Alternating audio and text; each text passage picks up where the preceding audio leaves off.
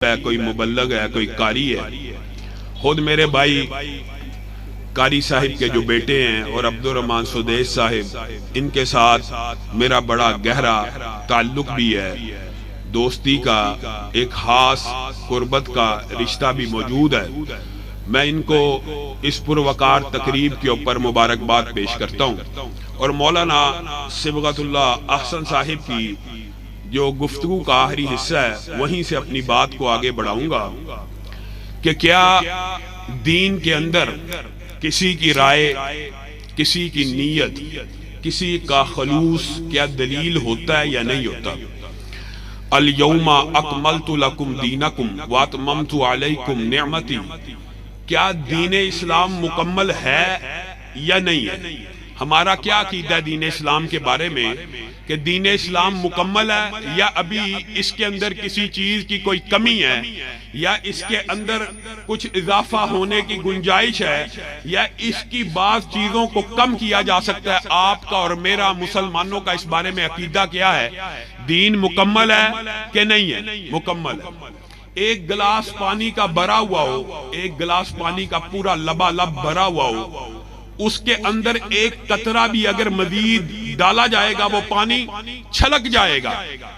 دین اگر کامل اور مکمل ہے جو ہمارا عقیدہ ہے، اور رسول اللہ صلی اللہ علیہ وسلم کی یہ ڈیوٹی اللہ نے لگائی ہے، بلغ ما انزل الیک، جو آپ کے اوپر نازل ہو رہا ہے اس کو آگے بیان کرے، اور اس کا سارا بیان جب مکمل ہو گیا تو اللہ رب العزت نے کہہ دیا آج کے دن دین مکمل ہو گیا۔ احکامات کی آیت میں یہ آیت سب سے آخر میں اتری۔ اس آیت کے اترنے کے باوجود نبی کریم صلی اللہ علیہ وسلم نے صحابہ کو اس بات کا گواہ بنایا اور کہا کہ مجھے یہ بات بتلاؤ، مجھے یہ بات بتلاؤ کہ کیا میں نے دین کو مکمل پہنچا دیا یا نہیں پہنچایا؟ صحابہ نے کیا پہنچا دیا؟ ایک دفعہ کی گواہی کافی تھی، لیکن یہ آپ کو اور مجھے سمجھانے کے لیے رسول اللہ صلی اللہ علیہ وسلم نے صحابہ سے 3 مرتبہ پوچھا تھا کہ کیا میں نے دین کو مکمل پہنچایا ہے یا نہیں پہنچایا؟ اگر دین مکمل پہنچا دیا ہے، اگر دین رسول اللہ صلی اللہ علیہ وسلم نے مکمل پہنچا دیا ہے، تو آج کا کوئی مولوی اٹھے اور یہ بات کہے کہ دین تو مکمل ہے لیکن اس کے اندر تھوڑی بہت کل کی گنجائش موجود تھی، تیجے کی گنجائش موجود تھی، چلیسویں کی گنجائش موجود تھی، تو آپ یہ بات بتلائیے کیا اس کو دین کا حصہ اس کی خلوص نیت کی وجہ سے مان لیا جائے گا؟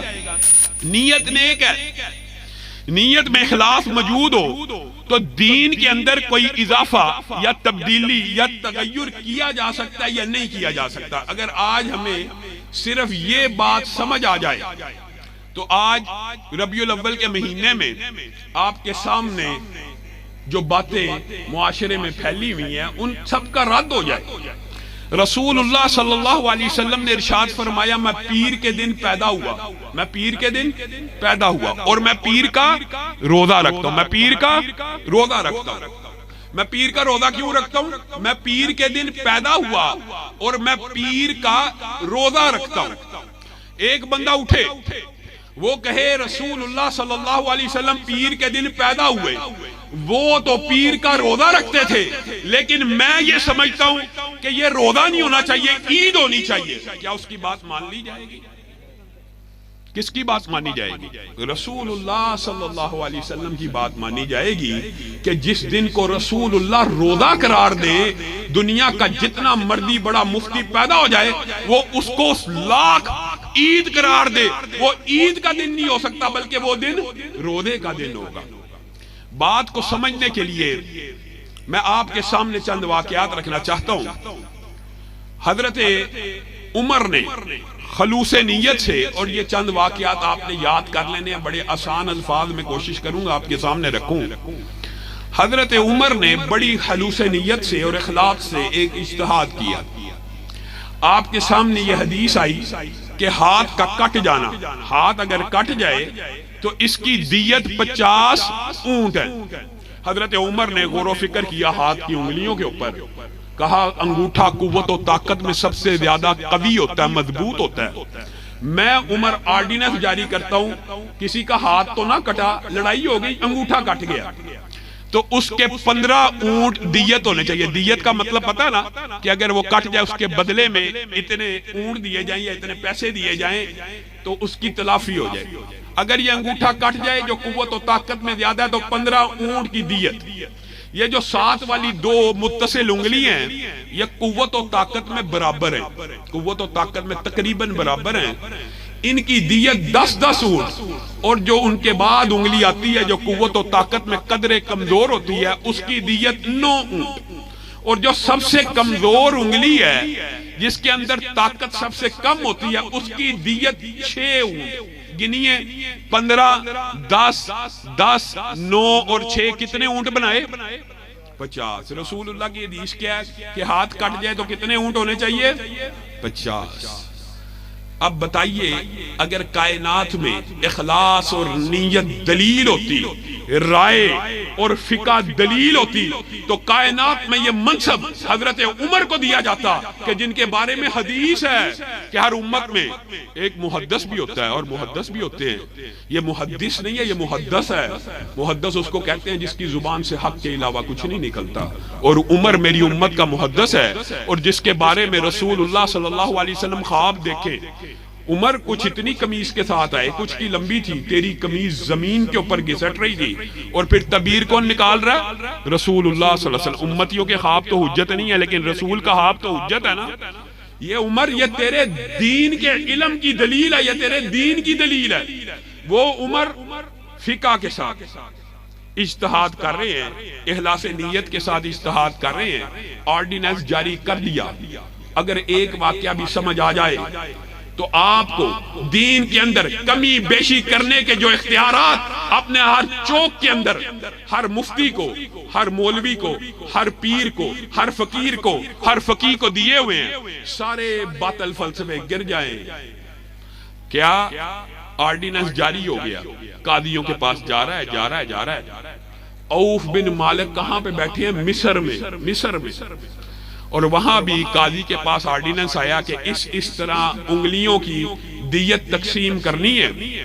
عوف بن مالک نے قاضی کو کہا چیف جسٹس کو ذرا اگر اس دوران کوئی کیس آ جائے تو تو نے اس کو مؤخر کرنا ہے، میں ذرا عمر کے اس آرڈیننس کی، جیسے ابھی آپ کے سامنے مولانا بیان کر رہے تھے، میں عمر سے ان کے جاری کردہ اس آرڈیننس کی دلیل پوچھنے جانا چاہتا ہوں۔ سبحان اللہ، مصر سے چلے ہیں، سر پٹ دوڑا گڑایا ہے، سر پٹ۔ یہ 300 کلومیٹر کی بات نہیں، یہ ہزاروں کلومیٹر کا سفر ہے۔ حضرت عمر کی بارگاہ میں پیش ہو گئے۔ حضرت عمر نے بھی سوچا ہوگا آتے ساتھ میرا دروازہ کھٹکا رہا ہے اور پوچھ رہا ہے عمر کون ہے، باہر آئے۔ کہا عمر آپ نے ایک آرڈیننس جاری کیا ہے، مفہوماً میں آپ کے سامنے رکھ رہا ہوں، تاریخ میں یہ بات مذکور نہیں ہے، کہ سیدھا آئے اور عمر سے سوال کرنا شروع کر دیا۔ حضرت عمر نے سوچا ہوگا نہ سلام نہ دعا نہ حال نہ احوال، سیدھا آ کے میرے سے دلیل پوچھ رہے ہیں۔ حضرت عمر نے ان کو کہا کہ آپ اتنی دور سے میرے سے صرف اس آرڈیننس کی دلیل پوچھنے آئے ہیں؟ جی ہاں، میں اتنی دور سے صرف آپ سے اس آرڈیننس کی دلیل پوچھنے آیا ہوں۔ حضرت عمر نے کہا دلیل یہ ہے کہ رسول اللہ نے فرمایا تھا ایک ہاتھ کی دیت 50 اونٹ ہے۔ میں نے اجتہاد کیا، میں نے غور و فکر کیا، میں نے اخلاص نیت اور خلوص نیت سے یہ 50 اونٹ ان 5 انگلیوں پہ تقسیم کر دیے۔ آپ جو اتنی دور سے آئے ہیں میرے پہ اعتراض اٹھانے کے لیے، کیا آپ کے پاس بھی میرے خلاف کوئی دلیل موجود ہے؟ بات دلائل کی ہے، یہ نہیں کہا عوف تو میرے بعد مسلمان ہوا، عوف تیرا درجہ میرے سے بڑا کم ہے، تو رسول اللہ کا اتنا قریبی نہیں ہے، میں خلیفۃ المسلمین ہوں اور میرے پاس رسول اللہ کی سند موجود ہے کہ خلفائے راشدین کی پیروی ہونی چاہیے۔ یہ نہیں کہا کیا تیرے پاس بھی کوئی دلیل موجود ہے؟ کہا ہاں، یہی مدینہ تھا، میں رسول اللہ صلی اللہ علیہ وسلم کی بارگاہ میں بیٹھا ہوا تھا، رسول اللہ صلی اللہ علیہ وسلم نے فرمایا تھا الا ان الاصابع فی دیت سواء، الا ان الاصابع فی دیت سواء، قوت و طاقت میں اگرچہ انگلیاں برابر نہیں ہیں لیکن دیت میں یہ 5 انگلیاں برابر ہیں۔ حضرت عمر ضد پہ اڑ گئے. حضرت عمر نے یہ کہا میں نے بڑی نیت سے، میں نے بڑے غور و فکر سے، بڑی فقاہت سے اجتہاد کیا. نہیں، آپ کا جو طرز عمل ہے وہ آپ کا اور میرا منہج ہے. آج صحیح بخاری کی جو تقریب ہے، آپ کو یہاں سے یہ بات لے کے جانی چاہیے کہ ہمارا منہج کیا ہے. جو حضرت عمر کا قول ہے وہی ہمارا منہج ہے. حضرت عمر نے کہا کاتب کو بلایا جائے. عوف بن مالک بھی سوچتے ہوں گے کہ کاتب کو بلا کے کیا کہنا ہے. کاتب کو کہا جو فتویٰ، جو آرڈیننس میں نے جاری کیا تھا،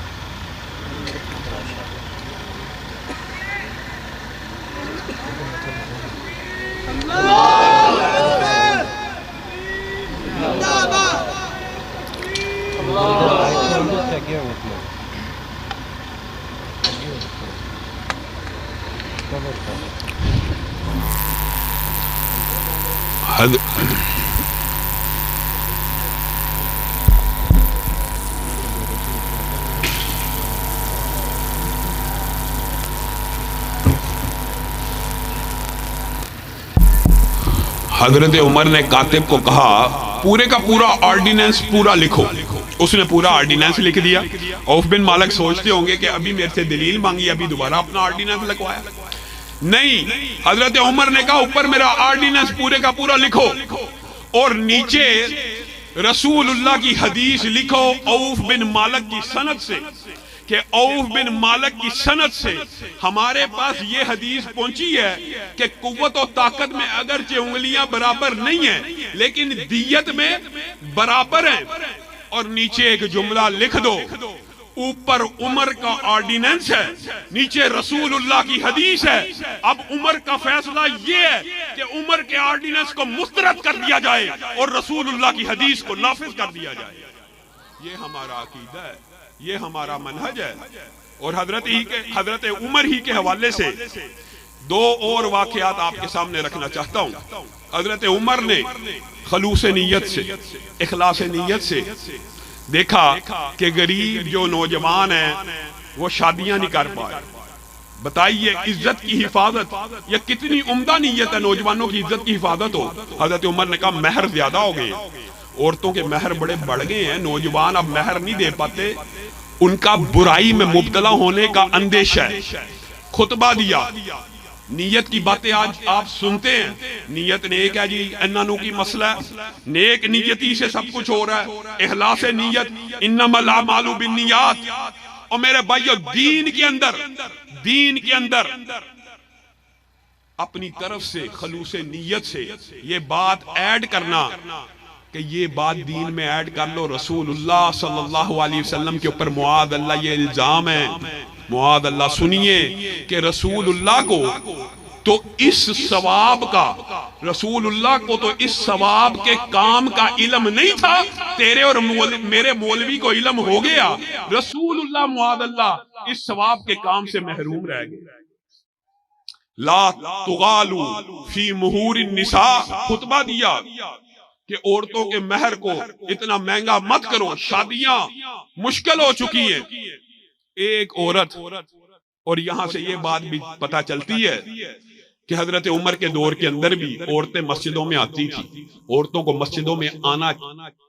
ہم نے عجیب عقیدہ بنایا ہوا ہے، عورت بازار تو چلی جائے مسجد میں نہ آئے.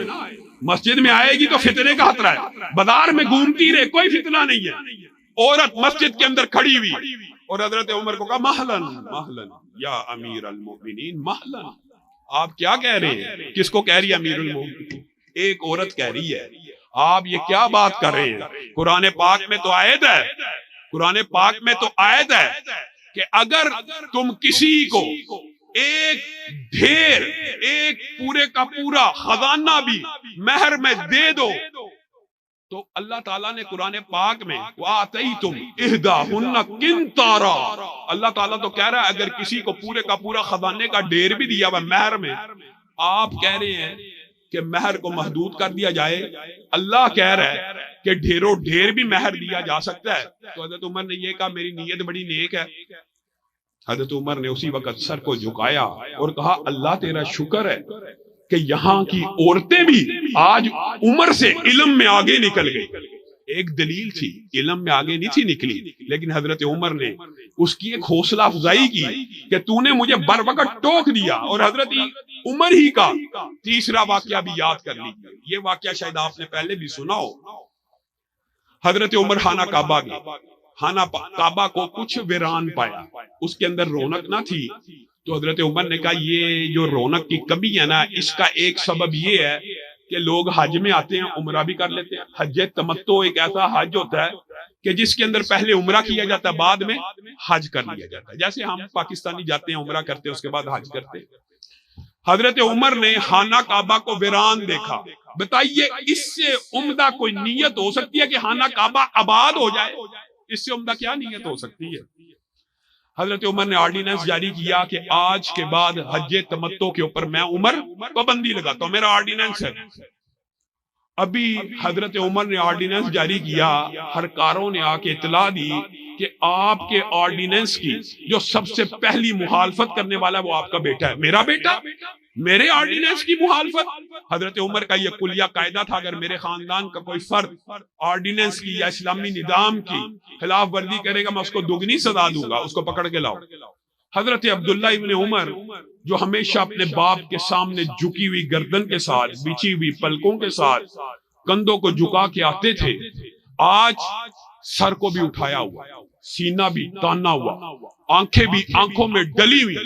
حضرت عمر نے اپنے بیٹے کے بدلتے ہوئے تیوروں کو دیکھا اور کہا تیرے باپ نے ایک آرڈیننس جاری کیا اور سب سے پہلی مخالفت تو کرتا ہے۔ حضرت عبداللہ ابن عمر نے جو جواب دیا وہ میرا اور آپ کا منہج ہے، اور حضرت عمر کا جو رسپونس ہے اس جواب کے اوپر وہ بھی میرا اور آپ کا منہج ہے۔ خلوص نیت سے آرڈیننس تھا کہ نہیں؟ عبداللہ ابن عمر نے کہا اے میرے بابا، حج تمتع مدینے والے کی سنت ہے، مجھے آپ بتا دیجئے میں مدینے والے کی سنت کو اختیار کروں کہ آپ کے آرڈیننس کو اختیار کروں؟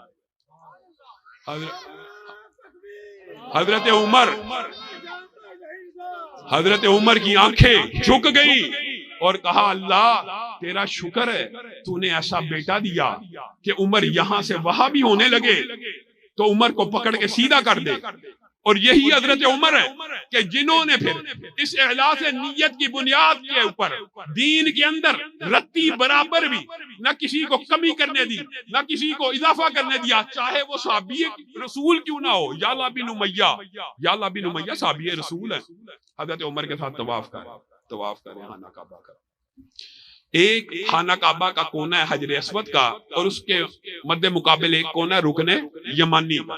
اللہ تعالیٰ ہم سب کو خانہ کعبہ کی زیارت نصیب کرے، جنہوں نے نہیں دیکھا اللہ تعالیٰ ان کو بھی یہ موقع فراہم کرے۔ آپ جائیں گے، آپ مشاہدہ کرنا، ایک کونے پہ حجر اسود ہے، دوسری طرف رکن یمانی ہے۔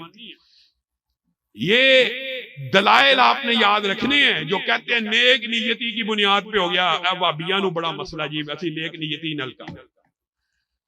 یعلا بن امیہ صحابی رسول ہے، آپ سے زیادہ کسی کی نیت نیک ہو سکتی ہے؟ یہ رکن یمانی کو جا کے لپٹ جاتے ہیں، گلے سے لگاتے ہیں، بوسے دیتے ہیں۔ مجھے بتائیے خانہ کعبہ کے ایک کونے کے اوپر بوسا رسول اللہ کی سنت ہے حجر اسود کو؟ دلیل دینے والے یہ دلیل دے سکتے ہیں ایک کونے کے اوپر بوسا جائز تھا، میں نے دوسرے کے اوپر بوسا دے دیا تو حرج کیا ہے؟ جی حرج کیا ہے؟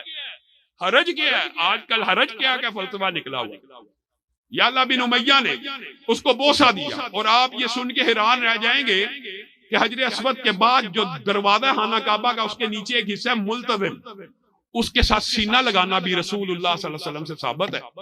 گویا یعلا بن امیہ جو سینہ لگا رہے ہیں، جو بوسا دے رہے ہیں، وہ خانہ کعبہ کے باقی حصوں پہ ایک ملتزم کے اوپر اور ایک حجر اسود کے اوپر رسول اللہ سے بھی ثابت ہے۔ حضرت عمر یعلا بن امیہ کو یہ کرتا دیکھتے ہیں، اور بعض روایات میں ہے کہ یعلا بن امیہ نے حضرت عمر کا بھی ہاتھ پکڑ لیا کہ تو بھی یہ کر۔ حضرت عمر نے کہا اما تفت مع الرسول صلی اللہ علیہ وسلم، اے یا اللہ تو نے رسول اللہ کے ساتھ طواف نہیں تھا کیا؟ مراد یہ ہے کہ تو تابعی نہیں ہے، تو تو صحابی ہے، تو نے رسول اللہ کے طواف کو اپنی آنکھوں سے دیکھا ہے۔ میں نے رسول اللہ صلی اللہ علیہ وسلم کے ساتھ طواف کیا تھا۔ کیا رسول اللہ نے رکن یمانی کے اوپر یہ کیا تھا جو تو کر رہے؟ کیا کر رہے تھے؟ خانہ کعبہ ہی کو تو چوم رہے تھے، خانہ کعبہ ہی کو تو سینے سے لگا رہے تھے، اور میں اور آپ مزاروں کو چومتے رہے، درختوں کو چومتے رہے، حجر کو چومتے رہے، شجر کو سجدے کرتے رہے۔ ہمارے ایمان کے اوپر حرج کیا ہے؟ اور یہ کس کو چوم رہا ہے؟ خانہ کعبہ کی دیوار کو۔ اور حضرت عمر کیا کہہ رہے ہیں؟ کیا رسول اللہ نے یہاں پہ یہ کام کیا تھا؟ نہیں، یا اللہ باز آ جا، اگر آج کے بعد میں نے تجھے دیکھا یہ کام کرتے ہوئے میں تجھے درے لگاؤں گا۔ بتائیے حرج کیا تھا؟ حرج کیا تھا؟ اگر وہ چوم ہی لیتے، تمہارے نزدیک تو مزاروں کو چومنے میں بھی حرج کوئی نہیں، قبروں کو چومنے میں بھی حرج کوئی نہیں، پتھروں کو چومنے میں بھی حرج کوئی نہیں۔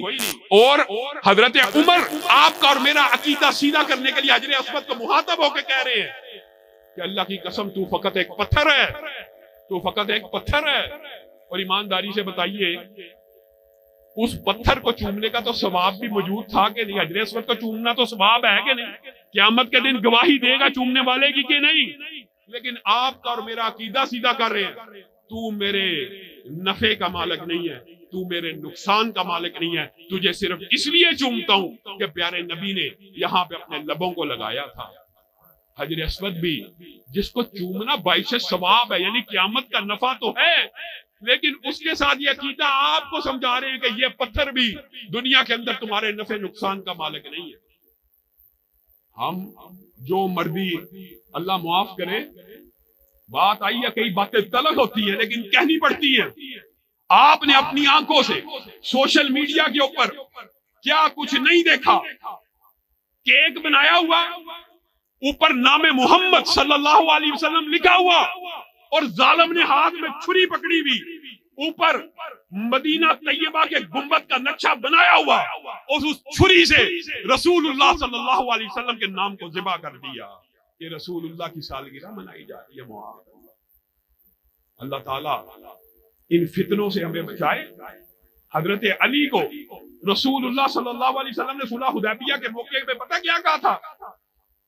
سہل، جب رسول اللہ صلی اللہ علیہ وسلم نے کہا معاملہ آسان ہو گیا، سہیل آئے تھے، تو رسول اللہ صلی اللہ علیہ وسلم نے معاہدہ لکھا ہوا تھا محمد الرسول اللہ صلی اللہ علیہ وسلم کی طرف سے۔ وہ کہنے لگا کہ اگر آپ کو رسول مانتے تو جھگڑا کیا تھا؟ یہاں محمد بن عبداللہ لکھے۔ رسول اللہ نے حضرت علی کو کہا یار اس کو کاٹ دو، اس کو کاٹ دو، جو یہ کہتے ہیں ان کی بات مان لو۔ حضرت علی نے کیا جواب دیا تھا؟ اے اللہ کے رسول، میرے اندر یہ ہمت نہیں ہے، میرے اندر یہ جرت نہیں ہے کہ کسی کاغذ کے اوپر آپ کا نام لکھا ہو اور علی اس کو مٹا دے، آپ چھری سے کاٹ دے، پھر بھی گستاخ ہم میں۔ دکھ اور افسوس یہ ہے کہ آپ نام محمد کو چھری سے کاٹے اور گستاخی کے فتوے ہم پہ لگے۔ آپ ان کو سمجھائیے، آپ ان کو سمجھائیے۔ اور اللہ کا شکر ہے علم عام ہو رہا ہے۔ بریلوی مکتبہ فکر کے بھی جو جید علماء ہیں وہ ان خرافات کے خلاف آوازیں اٹھا رہے ہیں۔ کس وجہ سے؟ علم عام ہونے کی وجہ سے، علم عام ہونے کی وجہ سے۔ دوسری بات، آپ نے سوشل میڈیا پہ ایمانداری سے بتائیے نہیں دیکھا کہ رسول اللہ صلی اللہ علیہ وسلم کا نالین پاک، اس کا نقش بنایا جاتا ہے۔ اس کے اندر کیا لکھا ہوتا ہے؟ اس کے اندر نام محمد صلی اللہ علیہ وسلم لکھا ہوتا ہے، اس کے اندر الصلاۃ والسلام علیک یا رسول اللہ لکھا ہوتا ہے۔ اس نالین کے اندر گستاخ پھر بھی ہم ہیں۔ رسول اللہ ہی کا نالین کیوں نہ ہو، یہ تو اس کا نقش ہے، وہ ہمارے سر پہ، ہماری آنکھوں پہ، لیکن کیا ان کے اپنے نالین کے اوپر بھی رسول اللہ کا نام لکھنا جائز ہے؟ آپ اپنے باپ کے جوتی کو سمجھانے کے لیے کہہ رہے ہیں، کوئی موازنہ نہیں ہے، اپنے باپ کا جوتا لیں، اس کے اوپر اپنے باپ کا نام لکھیں اور اپنے باپ کو دکھائیں، آپ کا باپ آپ کو جوتے مار کے گھر سے نکال دے گا۔ آپ اس رسول اللہ کے نام کو ان کے نالین کے اوپر لکھتے ہیں اللہ کے لیے۔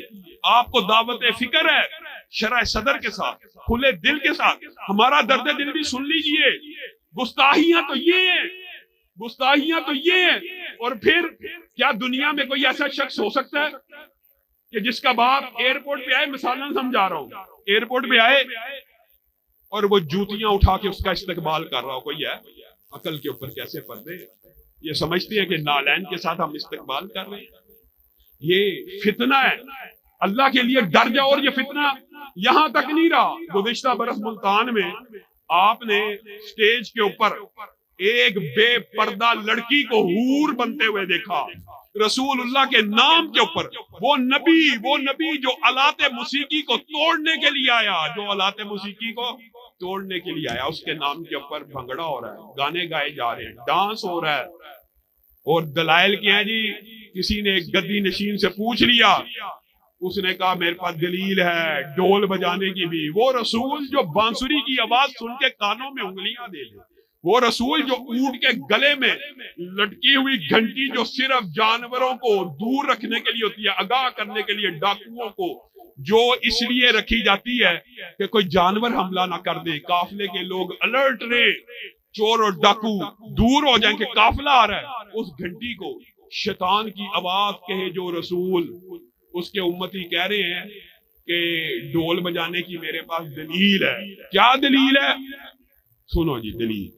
اب میں ان کا نام نہیں لینا چاہتا، بہت بڑی گدی نشین ہے. وہ کہتے ہیں میں نے خواب دیکھی ہے اور میں نے خواب میں دیکھا ہے کہ رسول اللہ صلی اللہ علیہ وسلم ڈھول بجا رہے ہیں. یہ دلیل ہے. اور یہ دن بدن یہ بات بڑھتی چلی جا رہی ہے. اس سال آپ سن کے حیران رہ جائیں گے کہ حافظ آباد کے اندر اونٹ کی قربانی ہوئی ہے. اونٹ کی قربانی، اونٹ کی ذبح کی بات نہیں ہو رہا، اونٹ کی قربانی. اور بعض علاقوں میں بکروں کی قربانی ہوئی ہے. فیصل آباد کے اندر، حافظ آباد کے اندر اونٹ اور بکروں کی قربانی ہوئی ہے. آپ جب ان سے پوچھیں گے نا یہ کیا، یار نیت نیک ہے، اخلاص ہے، خلوص ہے. حرج کیا ہے؟ اور میرے بھائیو حرج کی دلیل بھی سن لو. ابو بردہ صحابی رسول ہے، صحابی رسول اٹھتے ہیں. اور کس دن اٹھتے ہیں؟ عید میلاد النبی کے دن نہیں، عید الاضحیٰ کے دن. کس دن اٹھتے ہیں؟ عید الاضحیٰ کے دن، جس دن قربانی کرنا ہر مسلمان کے اوپر واجب ہے. عید الاضحیٰ کے دن اٹھتے ہیں، اپنی بستی والوں پہ نظر ڈالتے ہیں، کہتے ہیں بہت غریب لوگ بیٹھے ہیں، بہت غریب غربا کی بستی ہے. تو سب سے پہلے ابو بردہ کی جو بکری ہے اس کو ذبح ہونا چاہیے. وجہ نیت یہ ہے کہ ابو بردہ کی بکری قربان ہوگی تو لوگوں کے حلق میں جائے گی. اس سے عمدہ کوئی نیت ہو سکتی ہے؟ اس سے بڑی کوئی نیت ہو سکتی ہے؟ نہیں. اخلاص نیت سے قربانی کرتے ہیں، بکری کو ذبح کرتے ہیں، غریبوں کو گوشت بیچتے ہیں، اور خوشی رسول اللہ صلی اللہ علیہ وسلم کے پاس آ جاتے ہیں اور کہتے ہیں اللہ کے رسول آج اللہ نے مجھے توفیق دی، میں نے قربانی کی اور میری قربانی کا گوشت غریب غربا نے سب سے پہلے کھایا. کیا تو نے جو ہمارے ساتھ عید کی نماز پڑھی ہے قربانی اس سے پہلے کی ہے؟ او میرے بھائیوں اگر یہ بات سمجھ آ جائے، عید کی نماز 5 یا 10 منٹ میں پڑھ لی جاتی ہے. ابو بردہ نے 5 یا 10 منٹ پہلے قربانی کی ہے.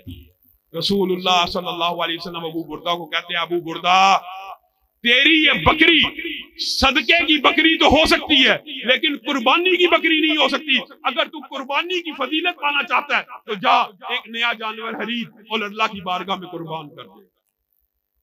بتائیے وہ فلسفے ہیں. حرج کیا ہے؟ نیت نیک ہے، نیت نیک ہے. آپ حیران رہ جائیں گے حضرت خلاد کی جو حدیث ہے، وہ رسول اللہ صلی اللہ علیہ وسلم کے پاس آتے ہیں اور آ کے نماز پڑھتے ہیں اور 2 رکعت کے بعد رسول اللہ کو سلام کہتے ہیں. لمبی چوڑی بات ہے، شاید آپ نے پہلی بھی سنی ہو، مختصر کرتا ہوں. رسول اللہ کہتے ہیں ارجع فصلی فانک لم تصلی، واپس لوٹ جا، تو نے نماز نہیں پڑھی. پھر 2 رکعت ادا کرتے ہیں، پھر نماز کو ادا کرتے ہیں، پھر آتے ہیں سلام کرتے ہیں. رسول اللہ سلام کا تو جواب دیتے ہیں لیکن کہتے ہیں ارجع فصلی فانک لم تصلی. 3 مرتبہ ایسے ہوتا ہے. اب آپ جیسا یا میرے جیسا کوئی وہاں پہ ذہین و فتین بیٹھا ہوتا تو کہتا نیت نیک ہے، نماز پڑھ ہے، اور آج کل معاشرے میں یہ ہے یار نماز پڑھن دیو، پاویں جن دی مرضی پڑھتا پڑھن دیو، نماز تے پڑھے ہے اور نماز تے پڑھے پڑھن دیو۔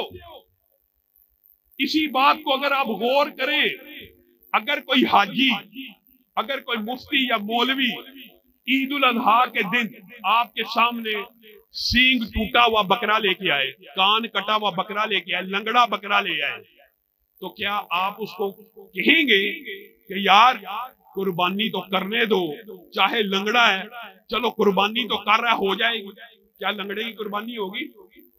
کیا عیبدار جانور کی قربانی ہوگی؟ یہی سارے دین کا مسئلہ ہے۔ اگر عیبدار قربانی جائز نہیں ہے تو عیبدار نماز بھی اللہ رب العزت کی بارگاہ میں قبول نہیں ہوتی۔ اسی لیے رسول اللہ صلی اللہ علیہ وسلم بار بار صحابی رسول کو واپس بھیج رہے، پلٹ جا، تو نے نماز نہیں پڑھی، پلٹ جا۔ پھر وہ آیا اور آ کے اللہ کے رسول کو کہنے لگا، اے اللہ کے رسول مجھے آتی ہے ایسے، مجھے آتی ہے ایسے، مجھے سکھلا دیجئے میری نماز میں کیا کمی ہے جس کی وجہ سے میری نماز قبول ہی نہیں ہو رہی۔ رسول اللہ صلی اللہ علیہ وسلم ان کو ایک سنت اعتدال کی بتاتے ہیں کہ جب تو رکوع کیا کر تو کمر کو سیدھا ہونے دیا کر، ہڈیوں کو سیدھا ہونے دیا کر، جب کھڑا ہوا کر سیدھا ہونے دیا کر، سجدہ کر سیدھے ہونے دیا کر۔ یہ کیا کرتا ہے؟ رکوع کرتا ہے ساتھ ہی کھڑا، ساتھ ہی سجدے میں، ساتھ ہی سر اٹھا لیا۔ اعتدال کیا کر، ہڈیوں کو سیدھا ہونے دیا کر۔ یہ رسول اللہ صلی اللہ علیہ وسلم کی سنت چھوڑنے کے اوپر صحابی کو کہہ رہے ہیں کہ تیری نماز نہیں ہو رہی۔ آج ہم 40 سال سے 60 سال سے عیبدار نمازیں پڑھتے ہوں، ہماری نماز ہو جاتی ہے یار چلو پڑھ تو رہے، ہو جائے گی۔ یہ کسی مولوی کا فتویٰ نہیں ہے، میں آپ کے سامنے ایک صحابی رسول کا فتویٰ رکھ کے اپنی بات کو آگے بڑھاؤں گا۔ حذیفہ بن یمان، ان کے سامنے بعین اسی طرح ایک شخص نے نماز پڑھی، حضرت حذیفہ بن یمان نے کہا منذ کم تصلی ھکذا، کتنے عرصے سے ایسے نماز پڑھ رہا ہے؟ کہا 40 برس ہو گئے ایسے میں نماز پڑھ رہا ہوں۔ حضرت حذیفہ بن یمان کہہ رہے کوئی مولوی نہیں کہہ رہا، پھر میری بات یاد رکھ، تو نے 40 سال میں ایک بھی نماز کو ادا نہیں کیا، اگر تو اس حالت میں فوت ہو گیا تو غیر اسلام پر فوت ہوگا۔ اس کے اندر بھی یہی کمی تھی کہ اس کے اندر اعتدال کی سنت موجود نہیں تھی۔ کتنے سال کی نمازیں؟ 40 سال کی نمازیں اعتدال کے بغیر پڑھی۔ صحابی رسول کیا کہہ رہے ہیں؟ تو نے ایک بھی نماز نہیں پڑھی۔ علماء بیٹھے ہیں، دوسری طرف حدیث رسول کیا ہے، جس نے وضو کیا کیسا؟ جیسا رسول اللہ صلی اللہ علیہ وسلم نے کیا۔ اور کتنی رکعتیں پڑھی؟ صرف 2۔ کتنے سال؟ 40 سال نہیں، 1 سال نہیں، 1 دن نہیں، صرف کتنی رکعتیں پڑھی؟ 2 رکعتیں پڑھی۔ کس طرح پڑھی؟ جس طرح رسول اللہ صلی اللہ علیہ وسلم نے پڑھی، تو گویا ایسے ہو گیا جیسے آج ہی ماں کے پیٹ سے پیدا ہوا۔ رسول اللہ کے مطابق اگر نماز پڑھی جائے گی تو سارے گناہ معاف ہو جائیں گے، اور اگر رسول اللہ کے طریقے کے بغیر نیکی کا عمل کر لیا جائے گا تو وہ عمل برباد ہو جائے گا۔ من احدث فی امرنا ھذا ما لیس منہ فہو رد۔ یہ لوگ کہتے ہیں یہ جی پینٹ شرٹ، یہ جی جلسے جلوس، یہ جی فلاں چیز، یہ جی ہوائی جہاز، یہ جی گھڑی، یہ بھی تو نہیں ہے۔ اور میرے بھائیو، یہ بات دین کے لیے، دین کے اندر جو بندہ نئی بات شامل کرے ثواب کی نیت سمجھ کر، چاہے اس کی نیت جتنی مرضی خالص کیوں نہ ہو، جتنی مرضی خالص کیوں نہ ہو، دین کے اندر اضافہ کرے تو گویا وہ رسول اللہ صلی اللہ علیہ وسلم کے بارے میں سمجھتا ہے کہ آپ نے ہمیں یہ فضیلت تو نہیں بتائی لیکن میں نے یہ فضیلت بنا لی ہے۔ اور یہ بات بھی امام مالک نے ہمیں بڑے اچھے طریقے سے سمجھا دی۔ آپ کے پاس ایک شخص آیا، بڑا لمبا واقعہ مختصر کر کے آپ کے سامنے رکھتا ہوں، اور آ کے کہنے لگا میں احرام کی جو نیت ہے عمرے کی مسجد النبوی سے کرنا چاہتا ہوں۔ مسجد النبوی سے کیوں کرنا چاہتا ہے؟ ذوالحلیفہ سے جا کے کر، وہاں سے رسول اللہ نے نیت کی تھی، بیر علی جس کو کہتے ہیں، ادھر جا، ادھر سے نیت کر۔ نہیں، مسجد النبوی کے فضائل گنوانا شروع کیے۔ یہاں پہ ایک نماز 1000 کے برابر، یہاں روضۃ من ریاض الجنہ، یہ رسول اللہ کی مسجد، یہ آخری مسجد، یہ رسول اللہ صلی اللہ علیہ وسلم کا شہر ہے، یہاں پہ طاعون نہیں آ سکتا، یہاں پہ دجال نہیں آ سکتا۔ تو حضرت امام مالک نے اس کو یہ بات کہی تھی، اے شخص تو فتنے میں مبتلا ہو گیا کیونکہ تو نے یہ عقیدہ بنا لیا کہ جس فضیلت کا رسول اللہ کو علم نہیں تھا وہ تجھے علم ہو گئی۔ چلا جا ذی الحلیفہ سے جا کے احرام باندھ، یہاں سے باندھے گا تو تیری کوئی عبادت قبول نہیں ہوگی۔ وہ 3 صحابیوں کا واقعہ بھول گئے۔ اگر ایک بندہ، مختصر آپ کے سامنے بات کرتا ہوں، اگر ایک بندہ آج روزہ رکھے، کل بھی رکھے، پرسوں بھی رکھے، جیسے ایک صحابی نے کہہ دیا تھا میں سارا سال ہی روزہ رکھوں گا، کیا وہ پورا سال جو روزہ رکھے گا وہ روزے قبول ہوں گے کہ مسترد ہوں گے؟ مسترد ہوں گے۔ اللہ کا شکر ہے آپ کو پتہ ہے وہ روزے مسترد ہوں گے۔ روزہ تو ثابت ہے، نفلی روزہ رکھنا جائز ہے، حرج کیا ہے؟ اگر ایک بندہ پورا سال روزہ رکھے اس کے روزے قبول نہیں ہیں، کیونکہ رسول اللہ صلی اللہ علیہ وسلم نے صحابی کو کہا تھا میں پیر کا اور جمعرات کا روزہ رکھتا ہوں اور باقی دن نہیں رکھتا، تو ڈر جا، میں اللہ سے سب سے زیادہ ڈرنے والا ہوں، میں سب سے متقی انسان ہوں۔ فمن رغب عن سنتی، جو میری سنت سے اعراض کرے گا وہ میری امت میں سے ہی نہیں۔ صحابی رسول کو کہہ رہے ہیں جو پورا سال روزہ رکھنے کی نیت کرے۔ اور دوسری طرف حدیث کیا ہے کہ جو صرف کتنے روزے رکھے؟ 3، اس کو کتنے روزوں کا ثواب ملے گا؟ پورے ماہ کا۔ اگر ہر ماہ 3 روزے رکھتا ہے تو کیا ثواب ہے؟ پورے ماہ کا۔ 30 روزے رکھے گا، 36 روزے رکھے گا، 12 ماہ میں اگر 36 روزے رکھتا ہے تو پورے سال کا اجر و ثواب مل گیا۔ یہ کیا کلیہ؟ کیونکہ یہ عمل رسول اللہ صلی اللہ علیہ وسلم سے ثابت ہے۔ اور اگر پورا سال روزہ رکھا تو ایک بھی روزہ قبول نہیں، کیونکہ رسول اللہ صلی اللہ علیہ وسلم سے ثابت نہیں ہے۔ لیکن میرے بھائیوں، یہ منہج سلیم تو ہم نے اپنا لیا کہ رسول اللہ صلی اللہ علیہ وسلم کی ذات اعلیٰ ہے، بات اعلیٰ ہے، لیکن ایک شکوہ آپ سے بھی کرنا ہے۔ وہ کیا ہے؟ ہم نے رسول اللہ صلی اللہ علیہ وسلم کو مسجد کا امام تو ماننا ہے، رسول اللہ کو بازار کا امام نہیں ماننا۔ بازار میں رشوت چلنی چاہیے، بازار میں ناپ تول میں کمی ہونی چاہیے، بازار کے اندر سودی لین دین ہونا چاہیے، بازار کے اندر میری منمانی ہو، مسجد کے اندر سبحان اللہ اللہ اکبر ہو، لیکن بازار کی جو معیشت ہے وہ رسول اللہ کے مطابق نہ ہو۔ یہ منہج، اس کا بیڑا غرق ہو چکا ہے۔ رسول اللہ مسجد کے امام ہیں، مسجد کے امام ہیں، سب مانتے ہیں نا، لیکن ریاست کے امام نہیں ہے۔ سبحان اللہ۔ ریاست کا امام کون ہے؟ ریاست کا امام چور ہونا چاہیے، لٹیرا ہونا چاہیے، شرابی ہونا چاہیے، زانی ہونا چاہیے۔ آپ کو یہ کس نے مغالطہ ڈال دیا؟ یہ آپ کو کسی نے مغالطہ ڈالا، اور پاکستان کو فقط اس لیے بنایا گیا تھا کہ ایک اسلام کے نعرے کے اوپر ہم نے اس وطن کو حاصل کیا کہ اسلام کی تجربہ گاہ بنے گی، اسلامی نظام آئے گا، اسلام کو نافذ کیا جائے گا، ریاست مدینہ بنے گی۔ لیکن آپ کو سیاستدانوں نے کس کام میں الجھا دیا؟ سڑکوں کے اوپر۔ سڑکیں پکی ہونی چاہیے، یونیورسٹیز بننی چاہیے، ہسپتال بننے چاہیے، اعتراض نہیں ہے۔ لیکن اگر یونیورسٹیاں بنانا، اگر روڈیں بنانا پاکستان بنانے کا مقصد تھا تو پھر بتائیے ہم نے ہندوستان سے علیحدگی کو اختیار کیوں کیا؟ اگر یہ مقصد تھا تو آج ہندوستان ہم سے آگے چلا گیا۔ ہم نے یہ وطن کلمہ طیبہ کے نام پہ لیا تھا، لا الہ الا اللہ کی بنیاد کے اوپر لیا تھا۔ مولوی صاحب، آپ مسجد کے ممبر کے اوپر سیاسی گفتگو نہ کریں۔ یہ کتنا عجیب و غریب فلسفہ ہے کہ رسول اللہ صلی اللہ علیہ وسلم مسجد کے امام ہیں، مولوی جو ہیں، علماء جو ہیں، وہ ممبر رسول کے وارث ہیں، لیکن تخت رسول کے وارث نہیں ہیں، خلافت رسول کے وارث نہیں ہیں۔ تخت رسول کا وارث چور، لٹیرا، شرابی، زانی بھی ہو، آپ کو قبول ہے۔ مسجد کے ممبر کے اوپر آپ چاہتے ہیں کہ ایماندار کھڑا ہو، یہ بھی اچھی بات ہے کہ ابھی آپ کم از کم ممبر کو چاہتے ہیں ایماندار ہو، ممبر کا جو مولوی ہے وہ شرابی نہ ہو، وہ زانی نہ ہو۔ لیکن اللہ کی قسم آپ کو یہ مغالطہ ہے۔ یہی عقیدے کے اندر اقامت دین کا جو فلسفہ ہے، آج اسی لیے زمین بوز ہو چکا۔ آپ یہ سمجھتے ہیں دین صرف مسجدوں میں اللہ کے نعرے لگانا ہے، مسجدوں میں سبحان اللہ کہنا یا اللہ اکبر کے ورد کرنا ہے، آپ مسجدوں میں سارا دن عبادت کرتے رہے، اللہ کی تسبیحاں نکالتے رہے، کسی کی صحت کے اوپر کوئی فرق نہیں پڑے گا۔ جب آپ کہیں گے یہ دین مسجدوں سے نکل کے معاشرے میں آ جائے، ریاست میں آ جائے، سیاست میں آ جائے، عدالت میں آ جائے، بازار میں آ جائے، تو صرف پاکستان کے حکمران نہیں، امریکہ اور یورپ تک کے سامراجی جو قوتیں ہیں وہ بھی آپ کے خلاف ڈنڈا لے کے کھڑی ہو جائیں۔ کیوں؟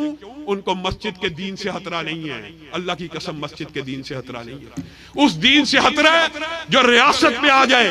هو الذی ارسل رسولہ بالہدی ودین الحق لیظہرہ علی الدین۔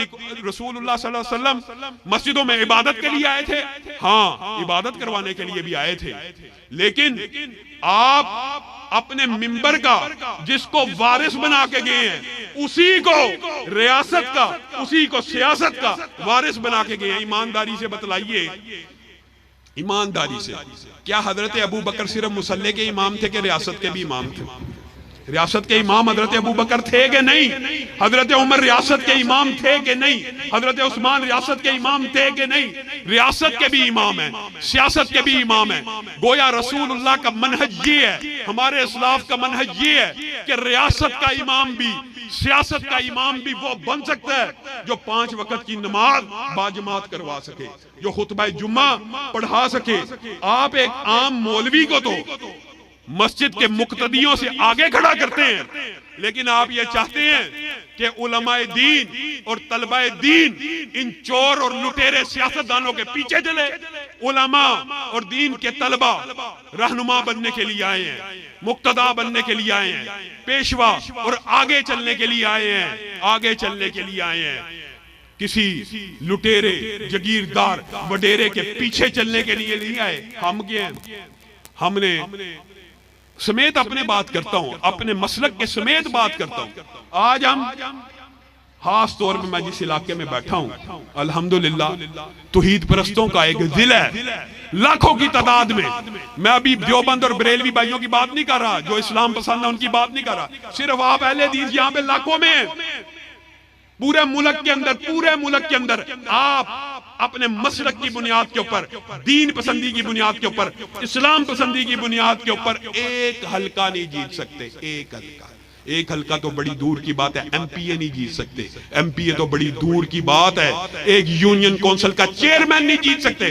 وجہ آپ اور میں مجرم ہیں۔ آپ نے کہا مولوی منبر رسول پہ سیاست کر رہا ہے، سبحان اللہ۔ سیاست کس کو کرنی چاہیے؟ چور کو۔ رسول اللہ صلی اللہ علیہ وسلم نے فرمایا تھا کہ بنو اسرائیل کے جو انبیاء تھے، جب وہ جاتے تھے ان کے بعد دوسرا نبی آ جاتا تھا اور وہ ان کا سیاسی وارث بھی ہوا کرتا تھا۔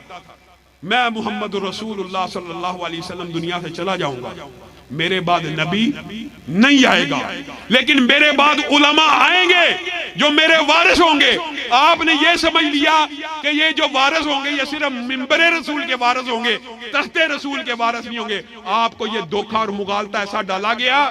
آج ماشاءاللہ اہل حدیث سارے کے سارے، کوئی نون لیگ میں ہے، کوئی پی ٹی آئی میں، آج جو باقی بچے ہیں وہ پیپل پارٹی میں ہیں، اور ان جماعتوں کو ووٹ دو۔ 75 برس گزر چکے ہیں، ہر جماعت کو آپ نے ازما لیا، اسلام کو نہیں ازمایا۔ جس کی بنیاد پہ یہ وطن بنا تھا اس کو آپ نے موقع نہیں دیا۔ کس کو ووٹ دینا؟ نون لیگ کو۔ کس کو ووٹ دینا؟ پی ٹی آئی کو۔ 2 ووٹ۔ قاری صاحب بیٹھے ہیں، علماء بیٹھے ہیں، ان سے فتویٰ لیجئے۔ ٹرانسجنڈر ایکٹ منظور ہو چکا، ہم جنس پرستی کو فروغ دینے کے لیے کس نے منظور کیا؟ کچھ کہتے ہیں جی نون نے کیا، کچھ کہتے ہیں پی ٹی آئی نے۔ میں آپ کو بتاتا ہوں، ایاز صادق نے اس بل کو پیش کرنے کی اجازت دی، نوید قمر نے پیش کیا، شیری مداری اس کی سپوکس مین ہے۔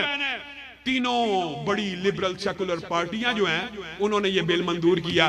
اب آپ اپنے ضمیر سے پوچھئے گا، آپ نے جو ووٹ نون کو دیا ہے، جو پی ٹی آئی کو دیا ہے، آپ اس گناہ میں علماء سے فتویٰ بھی لے لیجئے، آپ اس گناہ میں شامل ہیں کہ نہیں؟ او اللہ کے لیے ڈر جاؤ، اللہ کے لیے اسلام کو، اسلام پسندوں کو، اپنے آپ کو مضبوط کرو۔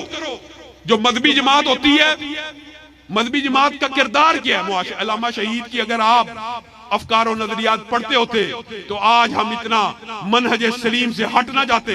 علامہ صاحب نے کہا تھا نہ میں اقتدار کا حریص ہوں، نہ اقتدار کو اس طرح سمجھتا ہوں کہ اہل حدیث کو آنا نہیں چاہیے، نہ حریص ہوں اور نہ یہ سمجھتا ہوں کہ اہل حدیث اقتدار میں آئیں ہی نہ، بلکہ میں مذہبی جماعتوں کو ایک محتسب کے کردار میں دیکھنا چاہتا ہوں۔ میرے بھائیوں کو مثال دے رہے ہیں، ہمارے پاس حلقے نہیں ہیں، ہم حلقے نہیں بنا رہے تو ساری زندگی 75 برس گزر گیا، اب بھی نہیں بنانے، آج ہی محنت شروع کیجئے، جب تک نہیں بنتے تب تک لاہ عمل کیا ہونا چاہیے؟ آپ مل جائیں، آپ کے پاس حلقہ ہو یا نہ ہو، آپ متحد ہو جائیں، آپ افرادی قوت مہیا کریں، آپ ایک پریشر گروپ بن جائیں۔ مذہبی جماعتیں محتسب ہوتی ہیں، کس طرح؟ اس کی کیا مثال ہے؟ یہ کنگن پور کا علاقہ ہے، یہاں پہ کوئی کمپنی آتی ہے، ایریل ہے، مثال دے رہا ہوں، کوئی بھی کمپنی آتی ہے، وہ فحاشی پر مبنی بینرز لگا دیتی ہے، خواتین کی اخلاق باختہ پوسٹر لگاتی ہے۔ آپ ایم این اے نہیں ہیں، آپ ایم پی اے نہیں ہیں، کوئی بات نہیں، آپ کے پاس یونین کونسل کی سیٹ نہیں ہے، کوئی بات نہیں، آپ کے پاس ایسی سٹریٹ پاور تو ہونی چاہیے، ایسے نوجوان تو ہونے چاہیے کہ جو اسلام کے خلاف کوئی بھی عمل ہو اس کے خلاف سڑک کے اوپر پرامن اپنا احتجاج تو ریکارڈ کرا سکے۔ اللہ کی قسم اگر آپ لوگ میرا ساتھ دیں تو میں آپ سے یہ وعدہ کرتا ہوں، اگر آپ لوگ متحد ہو جائے، بکھرے ہوئے ذرے ہو تو مل جاؤ کہ صحرا نظر آئے، بکھرے ہوئے قطرے ہو تو مل جاؤ کہ دریا نظر آئے۔ بڑی لوگ باتیں کرتے ہیں کہ یہ علامہ صاحب کیسی باتیں کرتے ہیں، ہمارا تجربہ ہے، مشاہدہ ہے، آپ کے سامنے بطور مثال رکھتا ہوں۔ 20 کیس ہے، آج ٹرانسجنڈر ایکٹ منظور ہوا، مذہبی جماعتیں پارلیمنٹ میں موجود ہیں، تھی نا؟ تھی، اور جو پارلیمنٹ میں نہیں ہے وہ کیا کرے؟ اللہ کی قسم آپ احتجاج کریں، ان کی جرت نہیں ہے کہ یہ ٹرانسجنڈر ایکٹ کو منظور کر سکے۔ اگر آپ کے پاس ایک سیٹ بھی نہ ہو، آپ مؤثر احتجاج کر کے اپنی بات کو منوا سکتے ہیں۔ جمخانہ کلب کا واقعہ آپ کے ذہن میں ہوگا، وہاں پہ پگڑی کے ساتھ داخلے کے اوپر پابندی کو لگایا گیا۔ اس شخص نے، اس بھائی نے ہم سے بھی رابطہ کیا کہ علامہ صاحب بڑی زیادتی ہوئی ہے میرے ساتھ، کہ انہوں نے کہا کہ جمخانہ کا پروٹوکول ہے کہ پگڑی کے بغیر آپ اندر داخل ہو سکتے ہیں۔ تو میں نے اندر داخل ہونے کی بجائے اپنے سر کے اوپر سنت رسول کو سجانا مناسب سمجھا اور میں جمخانے سے واپس آ گیا۔ ہم نے اس کے خلاف احتجاج کی کال دی، اور آپ کو پتا جمخانے کے جو معاملات ہیں بڑے اوپر اداروں سے ریلیٹڈ تھے۔ میں نے ان کے ساتھ مذاکرات کیے، میں کہا ہمیں احتجاج کا حق ہے، ہم آپ کے جمخانے کے باہر 1000 نوجوانوں کے سروں کے اوپر پگڑی رکھ کے 1 گھنٹہ کھڑا ہونا چاہتے ہیں۔ یقین مانیے صرف اس مذاکرات اور اعلان کے بعد انہوں نے اپنے قوانین میں تبدیلی کی، اور آج جمخانے کے اندر پگڑی سمیت آپ داخل ہو سکتے ہیں۔ یہ کیا سیٹ ہونا ضروری ہوتی ہے؟ سیٹ ہونا بھی ضروری نہیں ہے، ہاں سیٹوں کے لیے، حلقے بنانے کے لیے یہ جد و جہد کرنے کی ضرورت ہے، لیکن آپ نے بہت سے لوگ خواہ اشکالات اٹھاتے ہیں، اور میرے ہاتھ میں قلم ہے، میرے ذہن میں اجالا، مجھے کیا مٹا سکے گا کوئی ظلمتوں کا پالا، میں طلوع ہو رہا ہوں تو غروب ہونے والا۔ یہ منہج کے خلاف جو باتیں ہیں کہ ساری زندگی سیکولر پارٹیز کی، لبرل پارٹیز کی نوکری اور چاکری کرو، چوروں اور لٹیروں کو اپنا حاکم بناؤ، ان کو ووٹ بھی دو، ان کو نوٹ بھی دو، ان کی سپورٹ بھی کرو، پھر آپ کے اوپر کوئی مشکل آئے یا آپ کے اوپر پرچے بھی کٹوائیں، اور خود ہی پرچے کٹوانے کے بعد آپ کو رہا بھی کروائیں، اور آپ ان کی بلے بلے کرتے رہے۔ وقت آ گیا ہے کہ اسلامی جماعتوں کو متحد ہونا چاہیے، اسلام پسندوں کو متحد ہونا چاہیے، ایک قوت و طاقت، ایک سٹریٹ پاور آپ سب کو اس کاز کے لیے، اس مشن کے لیے، علامہ شہید کے اس خواب کو پایہ تکمیل پہنچانے کے لیے جو انہوں نے ضیاء الحق کو کہا تھا، جا میری اسمبلی میں ایک سیٹ نہیں ہے لیکن خلاف شریعت، اگر تو کوئی شریعت بل پاس کر سکتا ہے میرے ہوتے ہوئے تو پاس کر کے دکھا دے۔